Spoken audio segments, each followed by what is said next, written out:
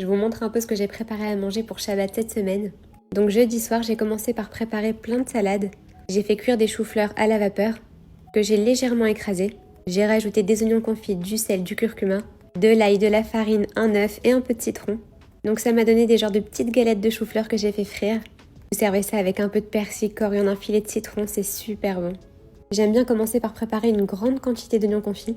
Je m'en suis servi par exemple pour un confit de poireaux avec un bon filet de miel de date, c'est super bon. À côté de ça, j'ai épluché 2 petites aubergines que j'ai fait revenir avec un petit peu d'oignons confits. Et avec ce qui reste des oignons, je mets un petit peu de concentré de tomate. Je continue à faire confire et c'est très bon.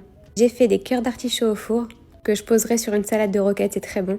J'ai préparé les brocolis pour une salade fraîche. J'ai mis au four des pommes de terre douces. J'ai préparé du chou coupé.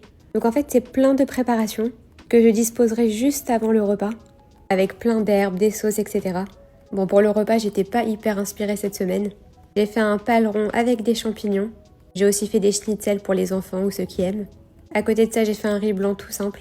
Un peu plus tôt cette semaine, j'avais fait des petites pizzas, donc j'en poserai à table.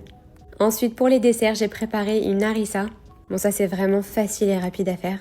Je vous avais déjà posté la recette.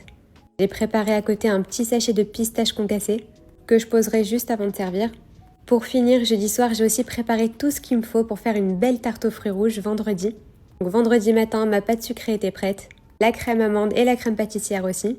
Donc il y a juste à tout assembler. Ce qui est assez long dans cette tarte, c'est de vérifier et nettoyer tous les fruits rouges. Donc j'ai mis des framboises, des mûres et des fraises.